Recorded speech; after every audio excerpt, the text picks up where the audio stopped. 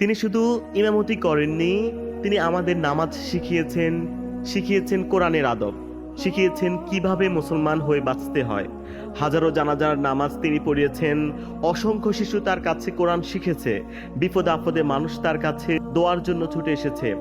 গ্রামের সুখ দুঃখ আনন্দ বেদনা সব জায়গায় তিনি ছিলেন নীরব অভিভাবকের মতো। তিনি কখনো বিভেদ শিখাননি হিংসা বা বিদ্বেষ। তিনি শিখিয়েছেন ভালোবাসা, ধৈর্য ও ইসলামের ভ্রাতৃত্ব। তার কণ্ঠে খুতবা শুনে অনেক মানুষ ভুল পথ ছেড়ে সঠিক পথে ফিরেছে। এটাই একজন আলেমের সবচেয়ে বড় সফলতা।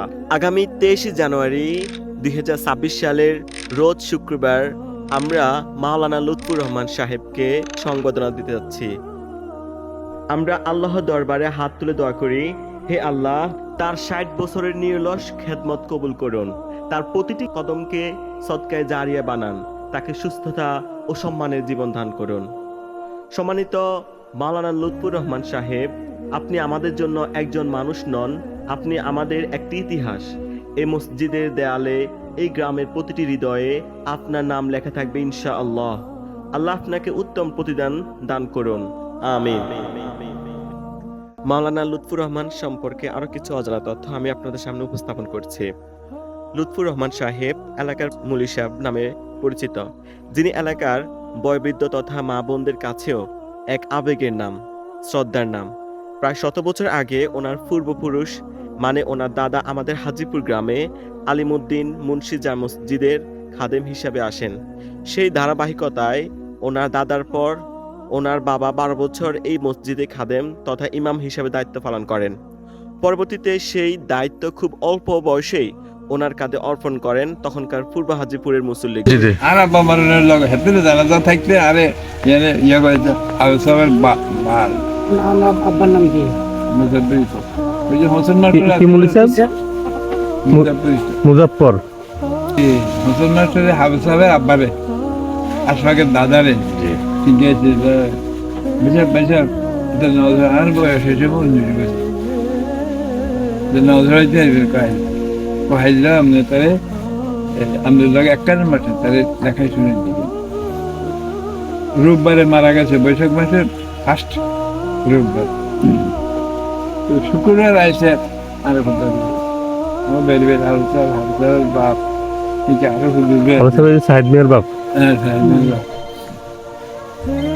আরো কথা দিবি কি কথা হচ্ছে বসিয়ে ধসর মতো লাভ দিয়ে উঠে খারাপ পুকুর মেয়ে দেখ খবর দি আয়ো আমার যা বুঝার আছে বুঝি গেছি ইসলাম ভাইসাব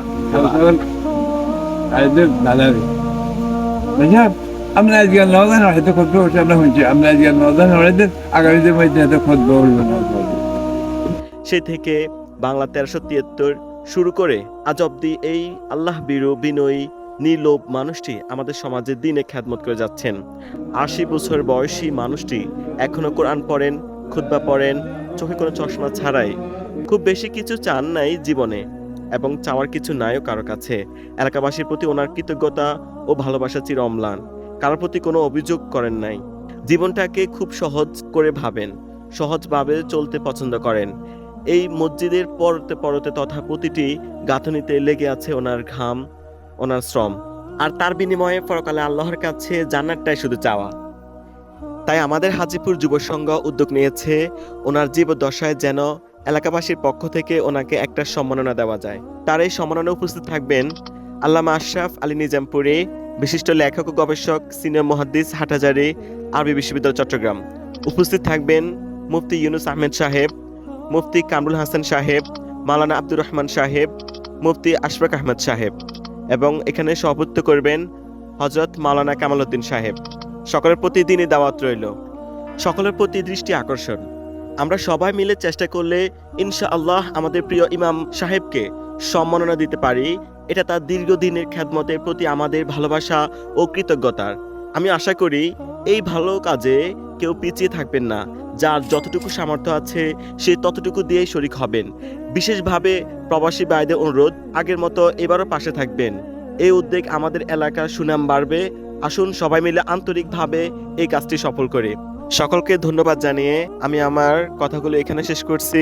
আসসালামু আলাইকুম ওয়া রাহমাতুল্লাহি ওয়া বারাকাতুহু।